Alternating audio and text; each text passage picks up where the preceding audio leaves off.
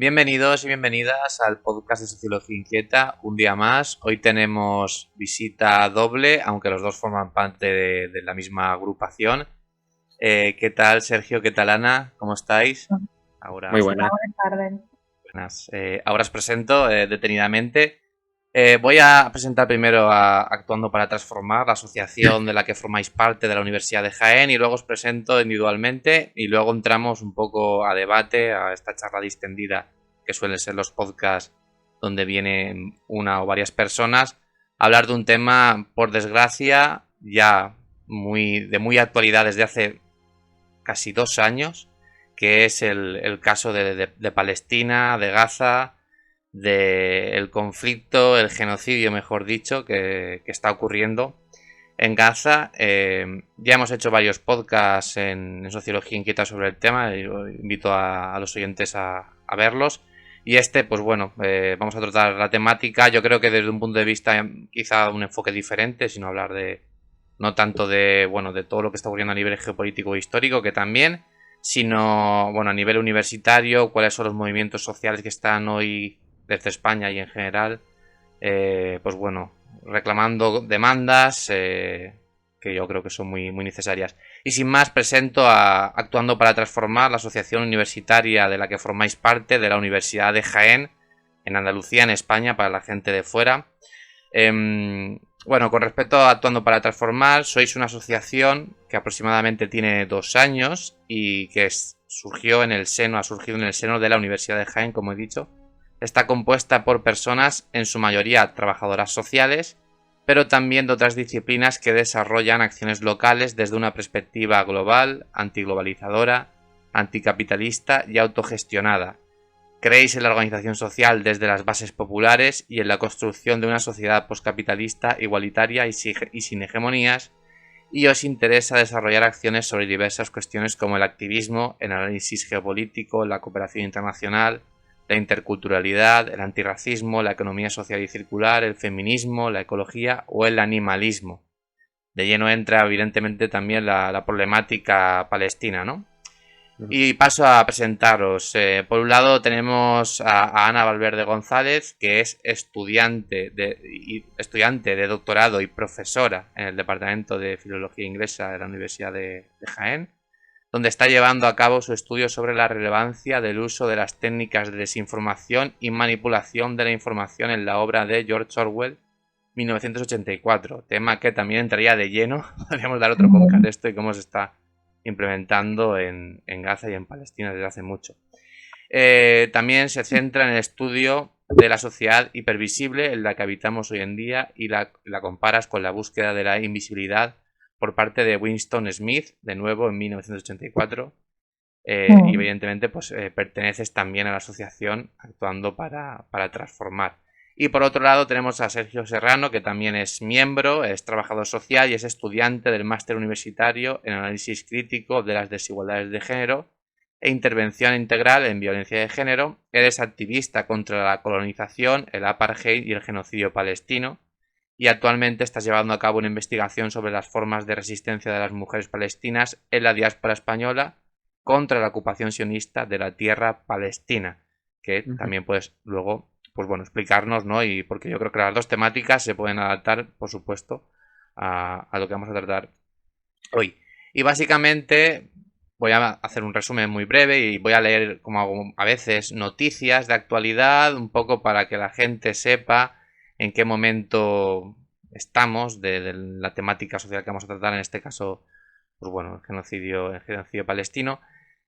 Como he dicho, ya en 2023, en octubre de 2023, empieza la ofensiva israelí frente a Gaza, sobre todo los bombardeos y la invasión terrestre.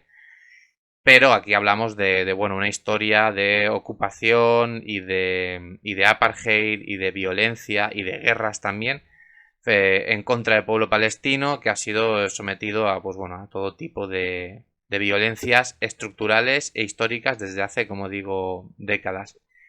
Y aunque los movimientos sociales han sido, bueno, abundantes y la verdad que sobre todo en todo el mundo, ¿no? Pero también en la sociedad occidental, donde parece que tienen más apoyo, donde tiene más apoyo logístico, político, económico el régimen israelí, ¿no? Incluso ahí hay movimientos sociales abundantes, como digo, sobre todo, digamos, relacionados con los movimientos universitarios, como puede ser un ejemplo de Actuando para Transformar. En Estados Unidos hemos visto movilizaciones masivas, también en Europa, también en España, hemos visto también las acampadas en muchísimos países de Europa, también en Estados Unidos. Y, sin embargo, aunque la sociedad civil, por decirlo de alguna manera, sí que se ha movilizado claramente, o gran parte de ella, en contra del genocidio palestino y a favor del pueblo palestino, obviamente, vemos cómo, bueno, nos encontramos en una situación delicada o incluso más grave que hace un año y medio, casi dos, que empezó todo esto. Es decir, las demandas y la organización, en este caso dentro de los movimientos sociales, sigue siendo, pues bueno, más necesaria que nunca. Y sin ir más lejos, os cuento una noticia de hace muy poquito, de hace un día, en El Salto, que comentaba en España, en Sevilla, donde dos estudiantes de la Universidad de Sevilla han sido citados a declarar por denunciar el genocidio en Palestina. Los alumnos han prestado declaración por un supuesto delito de daños a un cajero del banco BBVA en el marco de la acampada por Palestina en la Universidad de Sevilla, durante mayo y junio de 2024, ¿vale? No voy a entrar a leer los detalles de la noticia, la pondré en el link de la descripción para que la gente la pueda leer, pero un ejemplo más, ¿no?, de cómo las protestas están siendo criminalizadas, ¿no? La noticia explica cómo, evidentemente, pues bueno, lo que les acusa es algo, una excusa, ¿no?, para penalizar y para perseguir y para castigar, ¿no?, la protesta a favor del pueblo palestino. Y os leo otra noticia, también de manera muy breve, ¿no? En Estados Unidos, que ha sido, hemos visto, o yo por lo menos he visto, las imágenes de represión más duras junto con Alemania en Occidente al movimiento estudiantil. Sobre todo lo narro de manera muy breve, pero empezaron las acampadas en la Universidad de Columbia y luego se fueron, digamos, expandiendo al resto de universidades. Ha habido una represión tanto violenta, cargas de antidisturbios, como detenciones incluso luego en los propios domicilios de los alumnos cuando las protestas habían diluido. Además, Trump ha estado desde hace bastante criticando el papel de las universidades como institución que han dado rienda suelta, según él, ¿no?, a estos movimientos de extrema izquierda, antifa, terroristas, ya me entendéis.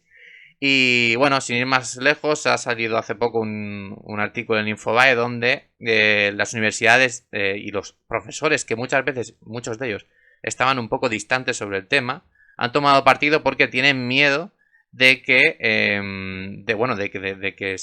todo esto se convierta en una caza de brujas, no solo a través del movimiento palestino, sino una caza de brujas a través del conocimiento y la asociación dentro de la universidad a todos los niveles, ¿no? Sobre todo esto, la noticia, digamos, que narra sobre todo el tema de cómo Trump está intentando cortar la financiación a universidades, deportando alumnos que no son o que no tienen pasaporte o que no tienen, perdón, pasaporte no, que no tienen ciudadanía estadounidense, etcétera, etcétera, ¿no? Entonces, todo esto es un poco el contexto en el que nos movemos a través del movimiento estudiantil, ¿no? Un movimiento estudiantil que está siendo reprimido y que aún así es un movimiento muy necesario, pero que, digamos, no es un movimiento lo suficientemente fuerte, como hemos visto, para llegar a, digamos, a avances concretos sobre todo esto, porque el genocidio sigue su curso, incluso con situaciones más graves. Y sin más dilación os dejo que habléis un poco sobre el tema, luego pasaremos a otra noticia también hilada, pero bueno, contarnos un poco cómo lo habéis visto, en general en Actuando para Transformar, en general de manera individual, como gente que forma parte de la universidad y del tejido asociativo de allí, etcétera. Bueno, si queréis empiezo yo mismo. En el caso de nuestra asociación coincidió que cuando pasó el tema del 7 de octubre y luego ya empezó Israel con su escalada ofensiva y empezó, bueno, a masacrar a la población civil de manera indiscriminada, etcétera, coincidió con que nosotras como asociación, como colectivo, estábamos prácticamente recién constituidas. Entonces, claro, teníamos, digamos, un marco de actuaciones que queríamos llevar a cabo antes de que eso sucediera, que evidentemente, pues, quedó en un segundo plano y digamos que todas las acciones que se llevaron a cabo durante prácticamente todo ese año estuvieron relacionadas con Palestina. En el caso de la Universidad de Jaén, nosotros empezamos organizando unas concentraciones que al principio eran semanales. Todas las semanas organizamos una concentración en el centro del campus. El campus, tú que has estado allí, Álvaro, lo has visto, es un campus que está unificado a todas las facultades, no están distribuidas por el resto de la ciudad y demás.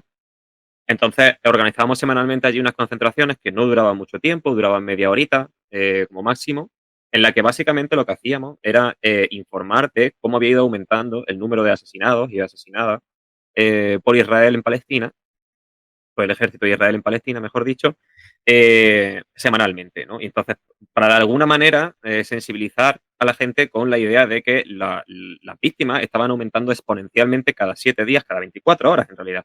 Pero nosotros dábamos unas cifras cada 7 días que eran apabullantes, cómo iban creciendo. Entonces, durante varios meses, esa fue la única, digamos, actividad organizativa que se daba dentro de la universidad en relación a la denuncia del genocidio. ¿Vale? Porque institucionalmente hablando, por supuesto, no se hizo absolutamente nada. Eso no fue ninguna excepción con el resto de universidades. Y durante unos meses todo este tema funcionó así, al menos en la Universidad de Jaén. Sé que en otros casos, como por ejemplo la Universidad de Granada, sí fue mucho más ruidosa desde el principio y demás. Y otros ejemplos también, como por ejemplo la de Sevilla, que también empezó pronto. Pero en Jaén, digamos que no hubo un movimiento estudiantil masivo hasta que empezó toda la cuestión de las acampadas. Empezó en Estados Unidos, que luego llegó a España, en el caso de Valencia, que fue el primer caso en España, si no recuerdo mal.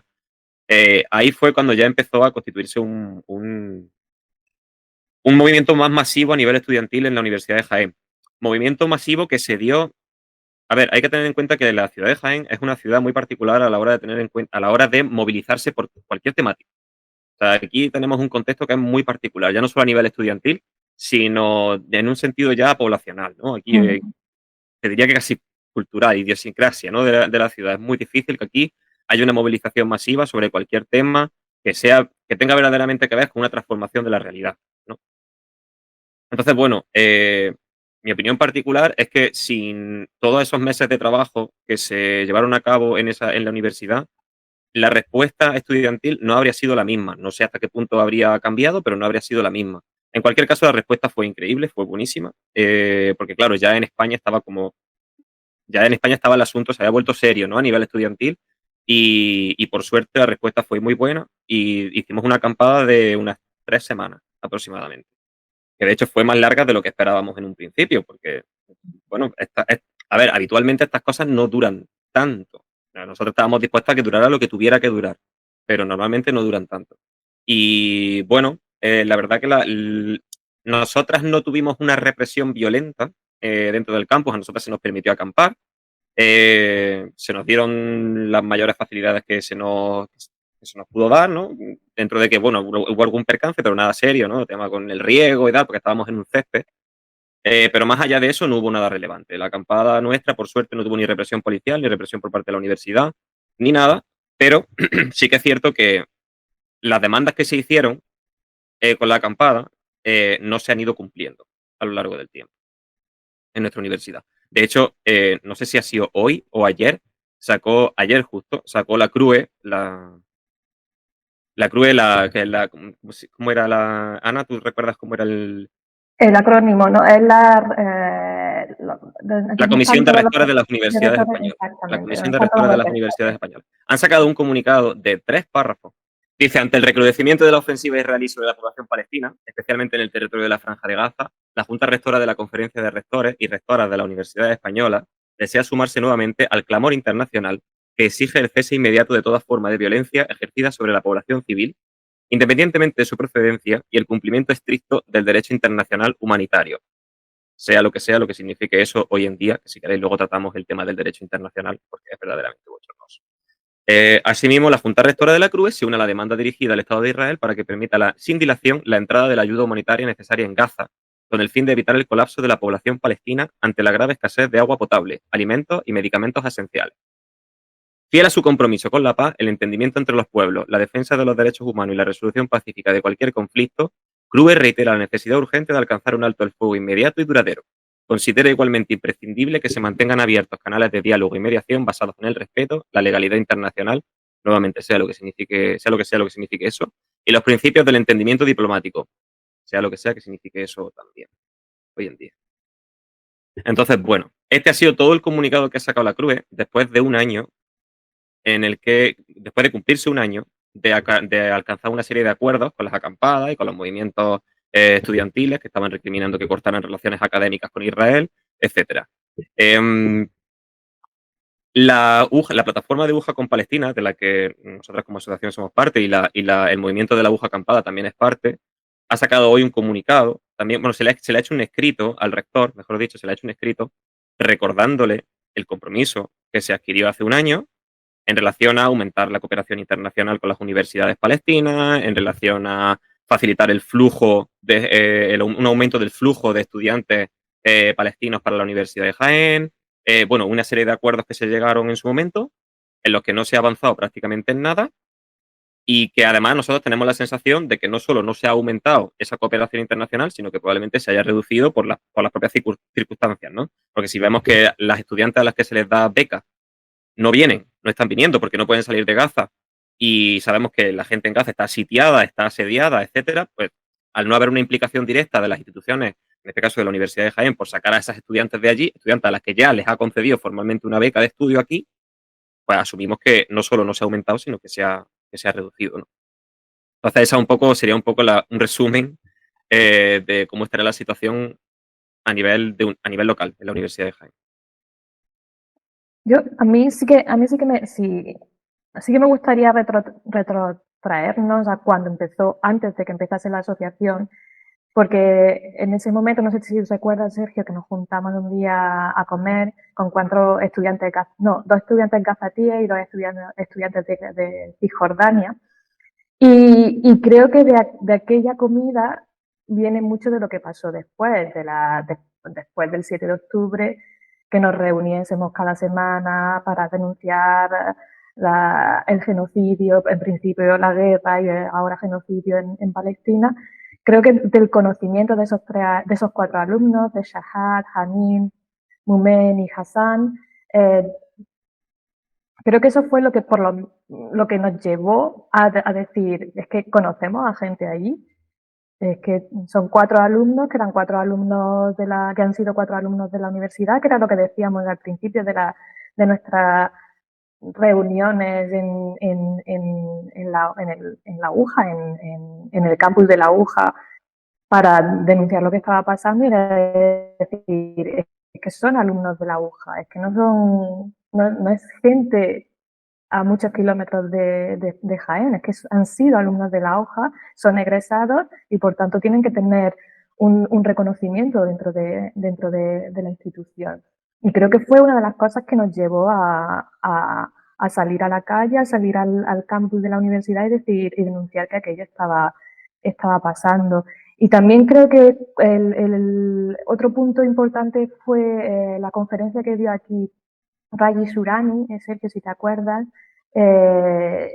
es abogado de Derecho Internacional de los palestinos, abogado palestino, que acababa de venir de la Corte Internacional y estuvo explicándonos qué era lo que había pasado allí y qué era lo que estaba pasando en Palestina. Y la cena después con él fue terrible, terrorífica, el hecho de contarnos cómo su casa había desaparecido porque él tuvo que salir de allí porque lo querían matar, directamente estaban tirando bombas de encima de su casa, lo intentaron 2 veces, como su hermano le acababa de llamar para decirle que unas tierras que tenían llenas de olivos de todas las partes del mundo que Raggi había visitado, lo habían destrozado, y el hombre decía, pero ¿qué culpa tienen los olivos de todo esto? Él no lo comprendía. Y la analogía que hizo al principio de la conferencia para que todo aquel que estaba llena de gente aquel día, yo creo que ha sido el día en el que más personas he visto yo en una de las conferencias que hemos organizado, la analogía que hizo fue pensar en una ciudad como Jaén, toda destruida. Dice, así está casa ahora mismo, está todo destruido. Entonces, fue un día que hizo, creo que reflexionar a muchas de las personas que estábamos allí. Y a mí creo que es importante saber que esos 2 puntos son claves para toda la sucesión de acontecimientos que ha seguido actuando para transformar. Y bueno, gracias por las intervenciones, ahora profundizaremos más. Pero antes quería, porque bueno, me ha venido una reflexión sobre todo lo que estabais comentando, ¿no? Que han sido como diferentes etapas, sobre todo dentro de los movimientos sociales, ¿no? De darse cuenta de la gravedad de la situación.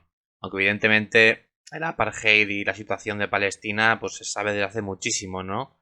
Pero quizá asimilar que lo que estaba ocurriendo de verdad y que ya no estamos hablando de un apartheid o de una violencia estructural, pero quizá más calmada comparada con lo que hay ahora, que es una auténtica barbaridad.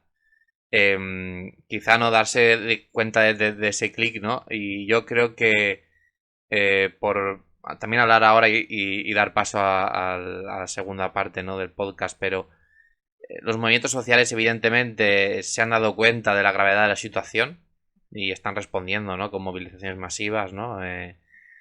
La asociación, ¿no? Por ejemplo, las organizaciones, ¿no? de boicot y tal están haciéndolo muy bien, pero sí que es cierto que hemos visto eso por un lado y luego por otro lado una inacción total de las instituciones, sobre todo políticas, que sí que es cierto que han ido maquillando quizá el discurso a nivel más discursivo, básicamente público, ¿no?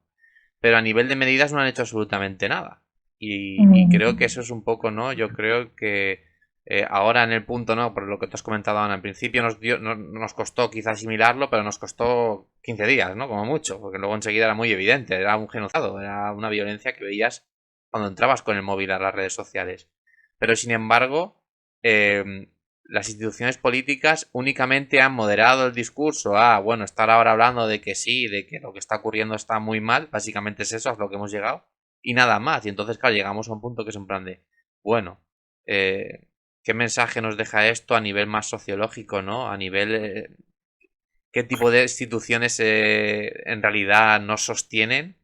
Y cómo esto es una antesala de que en general, y no lo digo ni mucho menos exagerando, pues bueno, nosotros como sociedad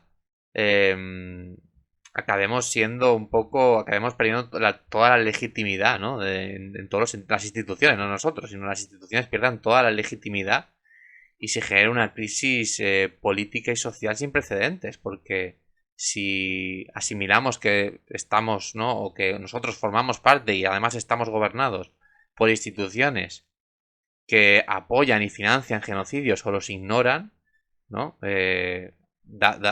Digamos, repelús, por decirlo de alguna manera coloquial, pensar bueno, en la verdadera cara de la sociedad, sobre todo occidental, bueno, que hemos estado un poco, pues bueno, jugando, ¿no? Lo que ha dicho antes Sergio, a los derechos humanos, al derecho internacional, al tal, bueno, a las ayudas a los países, entre comillas, subdesarrollados, a las medidas paternalistas, pero cuando llega algo así, que todo se resquebraja y además se engloba dentro de un contexto geopolítico global, de auge del autoritarismo, del fascismo por todos los lados, es como de, bueno, ¿qué está ocurriendo? Porque es que el problema es muy grave, ¿no? Muchas veces pienso que lo de Palestina es como todo en general, o sea, cuando hablamos de todo, ¿no? Es que lo de Palestina es como lo más grave dentro de un contexto que no tiene vuelta atrás. Y bueno, primero queréis comentar algo y ahora os narro la noticia que quería comentaros, pero podéis comentar algo, si queréis. Sí, yo quería comentar brevemente porque has comentado como dos cosas interesantes. Una sobre las instituciones, ¿no? En este caso del Estado español, o podríamos incluir aquí a la Unión Europea. Yo creo que no es, digamos que una cosa es que públicamente salgan a decir pues que le parece mal lo que está pasando, que está siendo un genocidio y tal y cual. Y otra cosa es si desde un punto de vista de agenda política las instituciones son antisionistas. Digamos, si son rigurosos históricamente hablando y se adhieren a ese rigor histórico de que Palestina ya era una tierra habitada por los palestinos antes de que los colonos israelíes llegaran y empezaron a comprar tierra de Palestina a personas que poseían esas tierras de cuando todavía estaba el Imperio Otomano allí, ¿no? Porque esto es rigor histórico. Entonces, nuestras instituciones, puede haber gente dentro de las instituciones que le parezca que lo que está pasando allí es excesivo, que va en contra de los derechos humanos, etcétera. Pues puede ser, pero en cuanto a agenda política es una institución antisionista, no lo son. Y además saben perfectamente la potencia que es Israel a nivel internacional, sobre todo la potencia que es Estados Unidos, cómo se está configurando un relato que está generando, digamos, dos polos, ¿no? Que son como Occidente contra el terrorismo, ¿no? Es como le están simplificando todo muchísimo, que no es de ahora, esto lleva más de 20 años, desde Estados Unidos entrando en Irak, etcétera, o sea, es que está todo interconectado. Entonces, el problema es que no tenemos unas instituciones que verdaderamente sean antisionistas y que verdaderamente crean que el pueblo palestino es el que merece y el que tiene derecho a vivir en Palestina y a habitar Palestina y a volver a Palestina. Porque si lo pensaran, ya habrían tomado acciones reales al respecto. Hace un tiempo, Pedro Sánchez hizo una declaración reconociendo el Estado de Palestina, ¿no? Reconociendo el Estado. ¿Eso qué significa realmente? Cuando tú sales y dices reconozco el Estado de Palestina, ¿qué estás reconociendo realmente? Primero, porque formalmente nunca ha habido un Estado de Palestina. Y segundo, cuando dices reconozco el Estado de Palestina, ¿a qué realidad fronteriza te refieres? ¿Te refieres a la realidad fronteriza previa a 1948 y a la Nakba? ¿Te refieres a la realidad palestina de 1967, cuando ya se partió la tierra palestina para darle un trozo a Israel?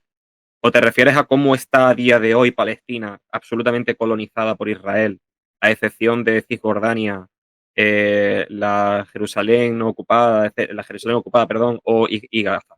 ¿A qué te estás refiriendo?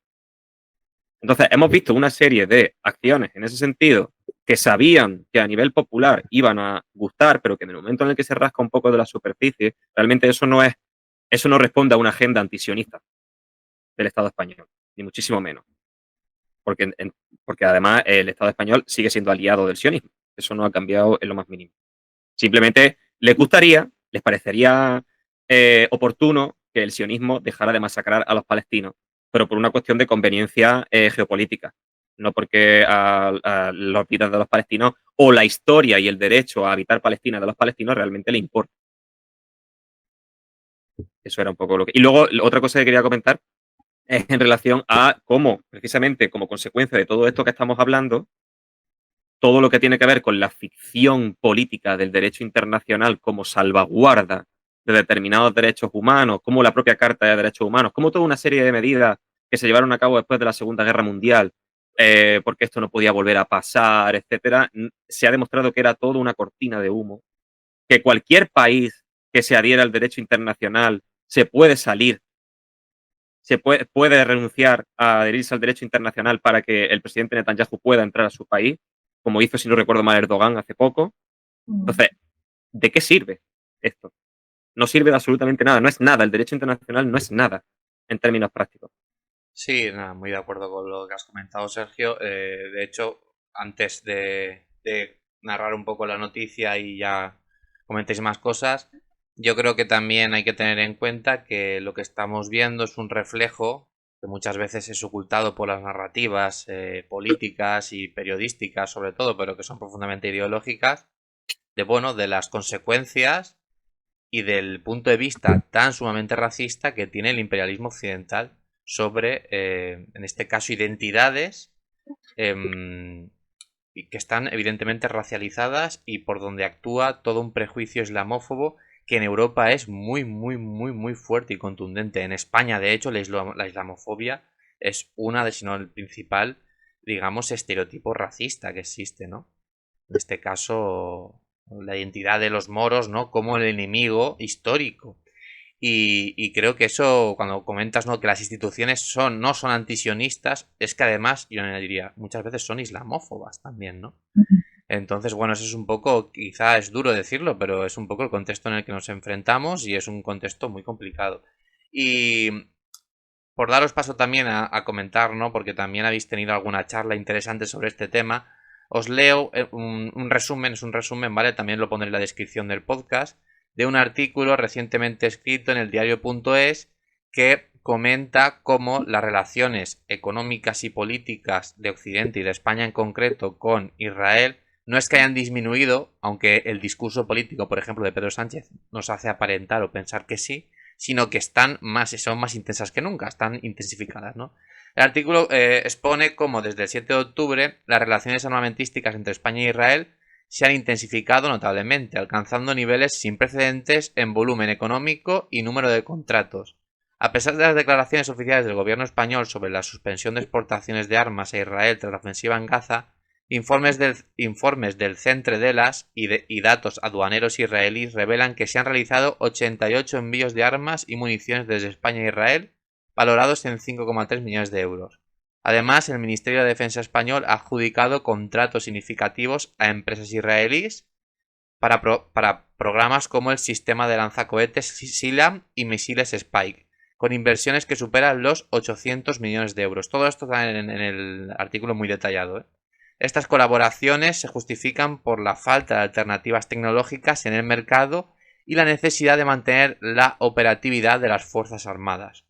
La situación ha generado tensiones políticas internas, especialmente con partidos de la coalición, Sumar, etcétera, también Podemos ha dicho algo, ¿no?, que impulsan una proposición de ley para prohibir la venta de armas a países implicados en crímenes de lesa humanidad, como se defienden que es Israel. Asimismo, figuras culturales y organizaciones de la sociedad civil han exigido al gobierno un embargo total de armas a Israel, denunciado la contradicción entre la política exterior declarada y las prácticas comerciales reales, un poco lo que estábamos comentando.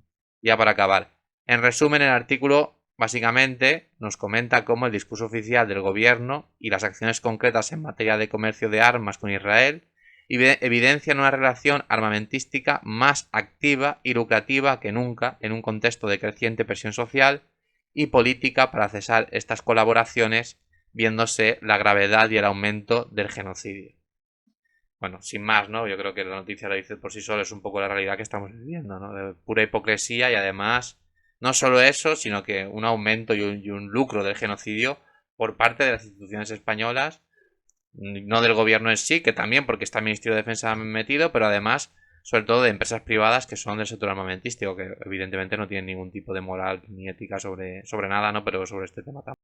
Sí, sí, nosotros tuvimos el café distópico anterior al tuyo, en el de abril, vino a visitarnos Alejandro Pozo Marín, que pertenece al Centre d'Elas, y nos estuvo hablando básicamente de esto que has comentado, de cómo se siguen vendiendo armas, cómo se siguen comprando armas, y se sigue vendiendo la noticia de que el comercio con Israel, con el gobierno de Israel, se ha acabado, hace 6 meses que no funciona.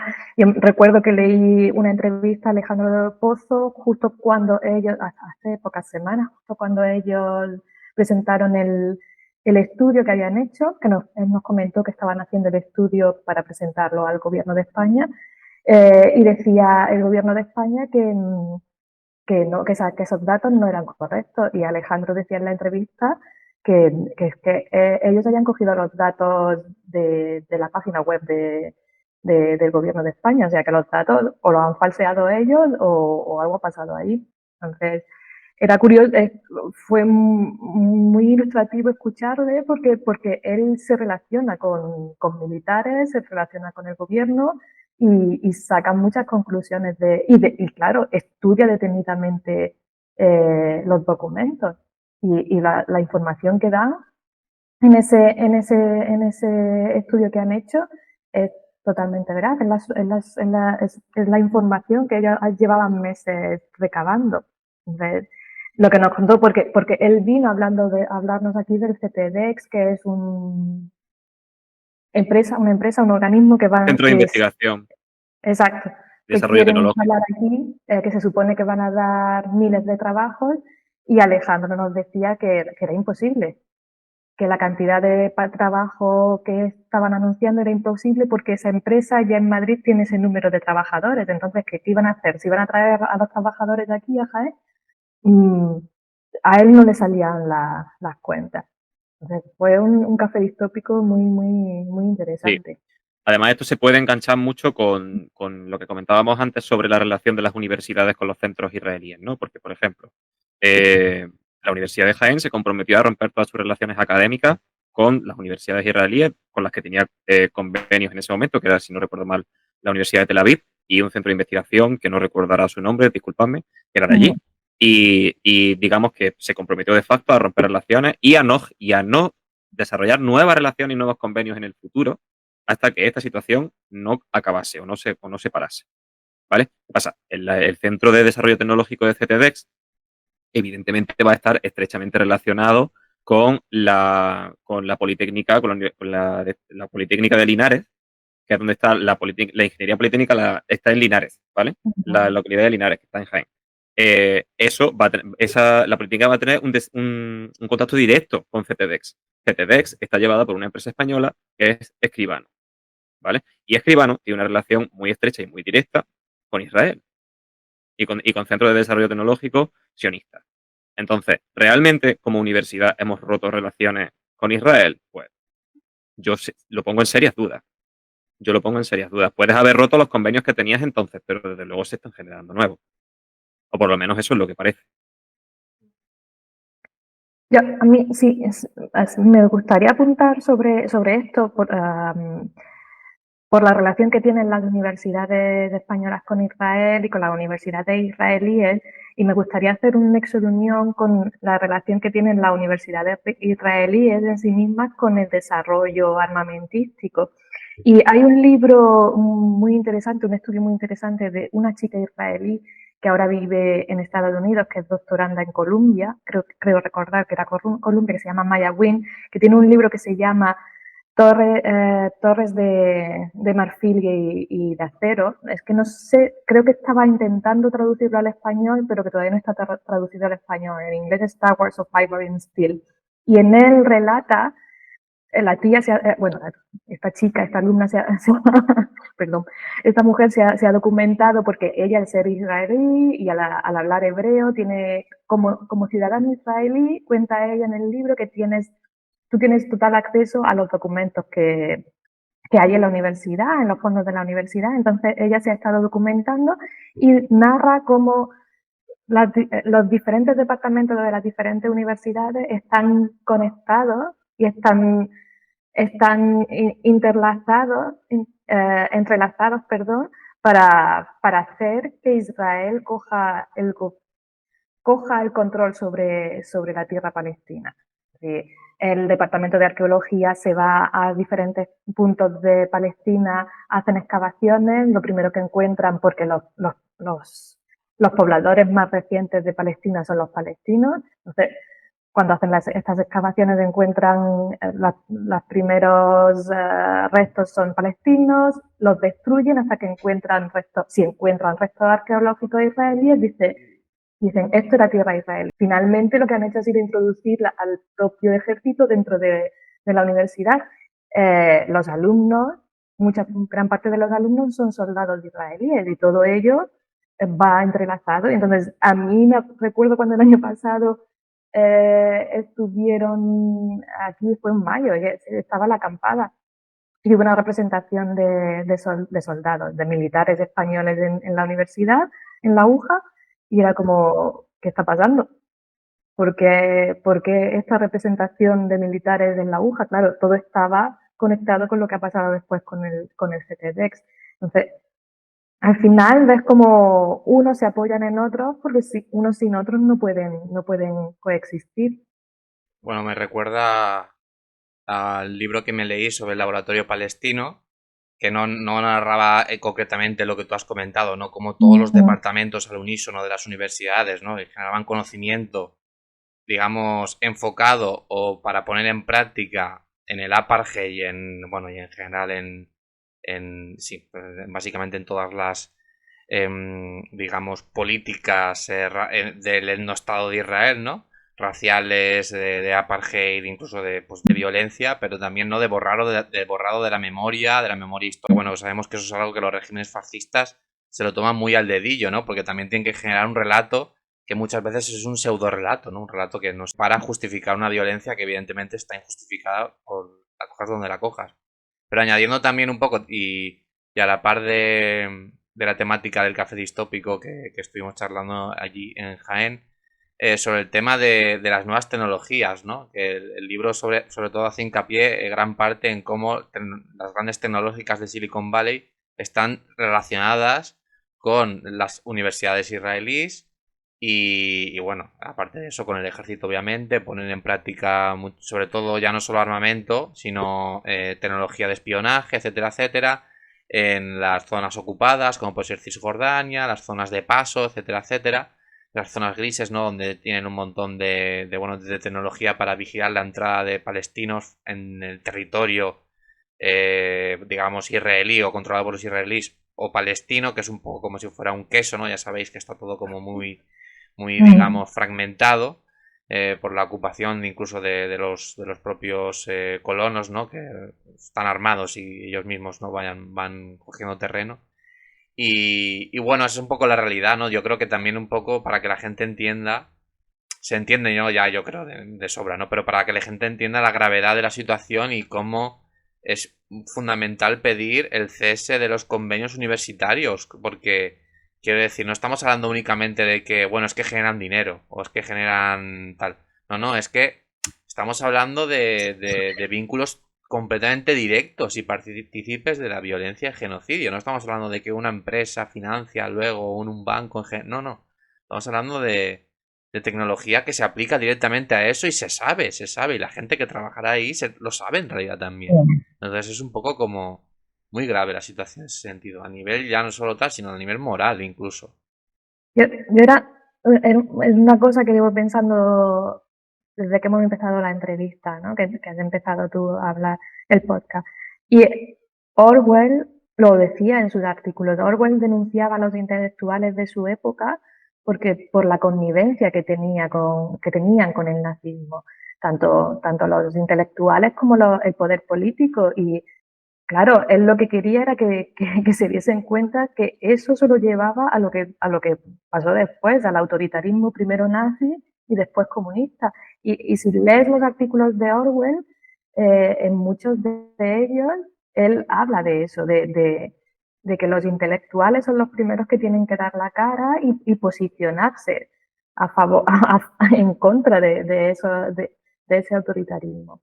Y a pesar de que nos avisó y nos puso, es curioso que ahora que lo estoy estudiando, ves que se repite la misma historia y estamos cometiendo los mismos errores uno detrás de otro.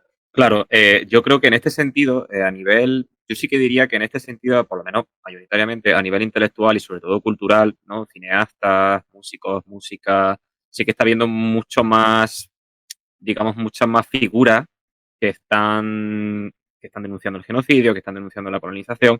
Deberían ser más, pero bueno, digamos que hay un número, digamos, aceptable de personas dentro del mundo de la cultura, dentro del mundo del arte, de la música, incluso algunas figuras políticas que ya no están participando directamente y demás, que están posicionándose, pero es que ni siquiera eso a día de hoy está sirviendo para que institucionalmente se entre en la agenda política medidas antisionistas. Porque ya no es solo una cuestión de desarrollar medidas en pro de los derechos humanos, del pueblo palestino, de evitar la hambruna, ¿no? Que ahora está saliendo, ¿no? Es como llevan un año masacrándolas con bombas, pero en el momento en el que empiezan a matarlas de hambre, como que ya empiezan a haber más estados diciendo, oye, esto no puede ser, esto es inaceptable, es como, a ver, las están matando, las están masacrando igualmente. O sea, ¿por qué ahora con la hambruna parece como más prioritario que entre la ayuda, que cese el fuego, etcétera? Si llevan un año masacrando, si van más de 50.000 asesinadas, y lo digo en femenino porque la mayoría son mujeres y niñas y niños. Claro, la cuestión es si las universidades siguen siendo o si han sido en algún momento espacios donde verdaderamente se defienden los derechos humanos. Siendo este concepto un concepto ya cada vez más debatible, ¿vale? Pero teniendo una idea general de lo que puede ser un derecho humano, ¿son las universidades un espacio todavía de defensa? Porque si lo son o si pretenden serlo, no pueden seguir ni con la connivencia que comentaba Ana, intelectual en el sentido académico, ¿no? En el sentido de las universidades como institución de producción de conocimiento, no pueden seguir aparentando esta neutralidad, que no es tal, que es complicidad. O si resulta que no lo son, hay que buscar unas medidas alternativas. O sea, si resulta que se quitan la máscara y resulta que las universidades al final son cómplices, etcétera, tiene que haber una respuesta civil al respecto. Sí, poco más que añadiros, porque la verdad que es bastante obvio lo que comentamos, ¿no? Pero, sin embargo, la impotencia yo creo que es un poco la palabra de a estas alturas, ¿no? Y bueno, sin más, ¿no? Pero os lanzo también ya la parte final del podcast, que era un poco, eh, aparte de todo esto que estamos comentando, ¿no? ¿Cómo veis las futuras acciones o si tenéis pensado hacer algo estilo las acampadas, etcétera, etcétera, etcétera, lo que sea, ya me entendéis? Porque Sí. bueno, parece que esto va para largo. O sea, yo recuerdo el primer artículo que escribí sobre esto, creo que fue en El Salto o en El Descubierto, no recuerdo. En noviembre o en octubre, cuando ya a las pocas semanas de todo lo que estaba pasando con las primeras manifestaciones. Ya hace poco he escrito el último, que aún no se ha publicado, y miré un poco las fechas y ya ha pasado casi 2 años. Y es un poco bueno. Es que es grave la situación y estamos viendo cómo se está normalizando, ¿no? Ya un genocidio que va a cuentagotas, pero que llegará un momento que cuando miremos las cifras y cuando miremos el daño será, ya lo es, ya es, asomarse a lo que está pasando es insoportable, pero quiero decir, hace falta seguir, ¿no? No hay que desfallecer, yo creo, porque bueno, porque es que es más necesario que nunca. Sí, de momento lo que se ha hecho recientemente ha sido, como te comentaba antes, mandarle una carta al rector desde la red universitaria por Palestina, al rector de la Universidad de Jaén y a otras universidades.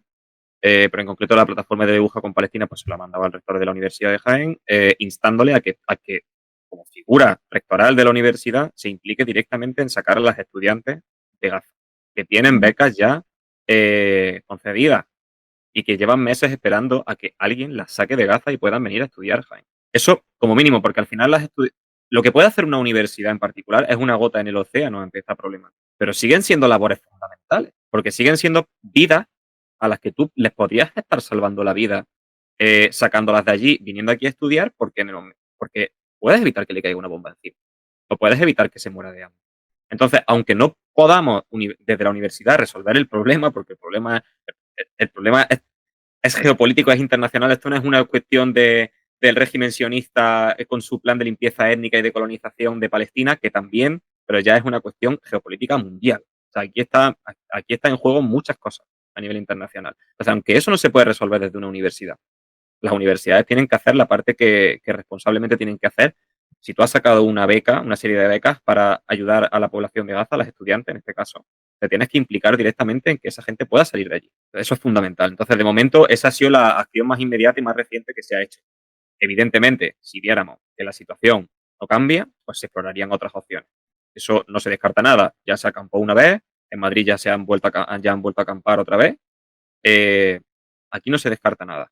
No, yo solo estoy pensando lo que estoy pensando es que estoy pensando en Harvard, ¿no? En Estados Unidos, que es la única universidad de Estados Unidos que ha puesto pie en pared con respecto a las medidas que está tomando Trump. Todas las demás, incluso Columbia, han reculado y están obedeciendo a Trump sin ningún tipo de pero, ¿no? Entonces, me pregunto qué poder tienen realmente las universidades. Entiendo que la financiación que reciben en Estados Unidos es mayor, por supuesto, y Harvard es una institución enorme que gana millones de dólares, pero ¿qué poder no tienen los lobbies sionistas para hacer que todo el mundo le obedezca? Y no sé hasta qué punto eso es posible aquí, o eso está sucediendo aquí en nuestras universidades. Entonces, es lo que me ronda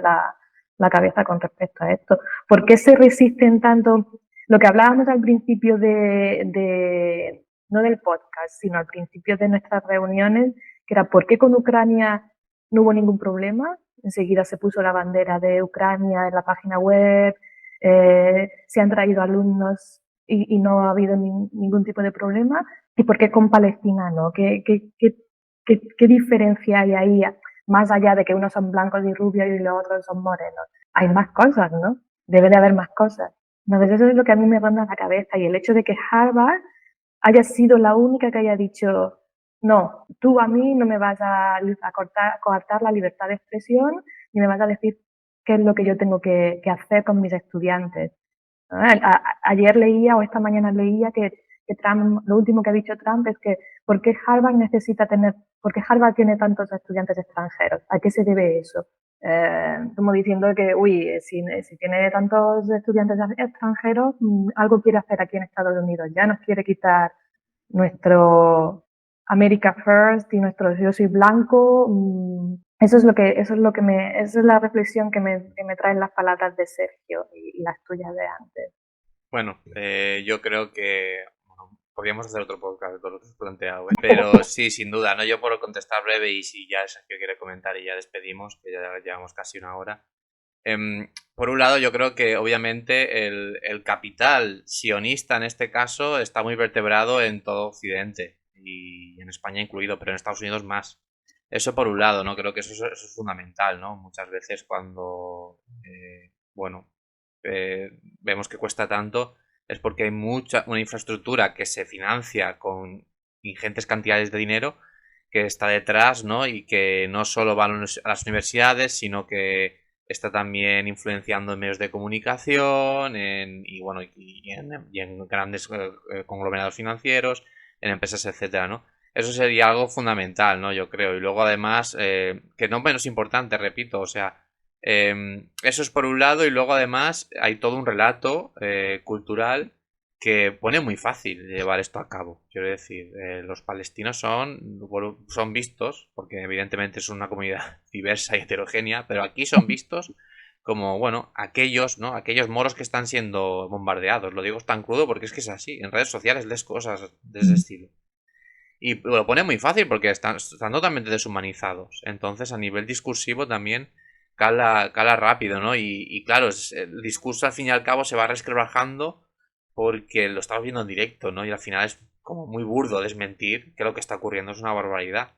Pero aún así, también lo que ha comentado Sergio, ¿no? Ni siquiera se acepta que los palestinos son un pueblo que han sido ocupado y maltratado históricamente y que en realidad es como si literalmente aquí llegara un grupo de personas y empezaran a colonizar España, ¿no? Y cuando llega X momento empiezan a bombardearnos, ¿no? Cuando nos tienen acorralados en una zona.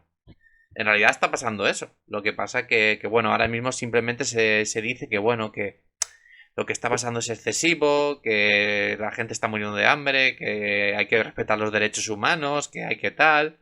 Pero no lo pinta ni siquiera muchas veces como un genocidio. Costó mucho que se empezara a hablar de genocidio. Costó muchísimo. Entonces, bueno, eso es un poco y luego, evidentemente, cuando hablamos de Estados Unidos, yo creo que también hay que tener en cuenta que estamos viendo que allí está ocurriendo una crisis sistémica profunda, un auge del fascismo con todas las letras muy fuerte, que la democracia estadounidense no va a volver, que va a quedar herida de muerte. Ya sabemos, podríamos aquí criticar la democracia estadounidense, pero lo que está, evidentemente, se puede y se debe criticar. Pero lo que está sustituyéndola es algo peor aún, ¿no? Y claro, ahí el sionismo se mueve se mueve como pez en el agua, porque es un proyecto étnico, es un etnoestado que incluso aparte de que tiene mucha fuerza, ¿no? Lo visionista allí, pero aparte de eso, incluso con los grupos cristianos, republicanos, etcétera, forman alianzas, ¿no? Porque tienen una visión de la diversidad y del poder y un proyecto político que es igual. Es un proyecto étnico y un proyecto supremacista, ¿no? Y bueno, sin más, ¿no? No sé si queréis añadir algo más y si no ya, pues bueno, nos despedimos. Muy brevemente, en relación a lo que has comentado, precisamente, y justo iba a comentar yo eso, ¿no? Que al final esto que estamos viendo en Estados Unidos, en su relación con el sionismo, incluso podríamos meter aquí a la Unión Europea y demás, es la reconfiguración de una nueva ideología supremacista y de un nuevo conglomerado supremacista internacional, ¿no? Que en su momento fue Alemania, que consiguió convencer a unos cuantos, pero que en este caso está siendo bastante más grande y está aglutinando a estados bastante más poderosos. Y en relación a lo que comentabas de la simplicidad del relato con la que esto consigue salir adelante, antes comentabas el tema de la islamofobia, ¿no? Cómo se construye todo esto a través de la islamofobia y demás. Claro, es que precisamente una de las cosas de las que se sirve el sionismo es de que a través de la islamofobia se niega esa heterogeneidad del pueblo palestino, porque cuando tú cuentas que esto es una guerra entre Occidente y el Medio Oriente y que en Occidente está la civilización y en el Medio Oriente está la barbarie y la violación constante de derechos humanos y no sé qué, no sé cuánto, y que eso todo deriva del Islam, al final lo que estás ocultando es que en Palestina, que en 1948 y en otras regiones también, pero al final aquí nos atañe Palestina. En 1948, cuando se produjo la Nakba, cuando se produjo el desplazamiento masivo de palestinos y palestinas, también se desplazó a palestinos y palestinas judías. Y también se desplazó a palestinos y palestinas cristianas, laicas, que en su momento eran la minoría, pero las había. Y por supuesto también a la población musulmana, que era la mayoría. Pero había población palestina judía que fue desplazada y fue echada de su casa. Y eso al sionismo le da igual, porque al sionismo no le interesa los pueblos judíos. Al sionismo solo le interesa instrumentalizar la historia de represión que han sufrido el pueblo judío, mejor dicho, para alzarse como única digamos, corriente que verdaderamente representa los intereses y defiende los derechos de los pueblos judíos. Pero todo eso es una farsa. Son simplemente una ideología, son simplemente un grupo supremacista que sí, que se pueden basar en los escritos de la Torá y de la literatura judía, pero que no son verdaderamente judíos. Son un grupo de élite, son una élite. Son una élite que busca una supremacía internacional. Y Estados Unidos está acorde a esto y la Unión Europea también. Bueno, pues gracias Sergio y Ana por venir. ¿Vale? Pondremos las redes sociales de Actuando para Transformar también en la descripción del capítulo. Por supuesto, tenéis las puertas abiertas para volver a venir. Y nada, nos vemos en la próxima. Muy bien, muchas gracias, Álvaro. Gracias.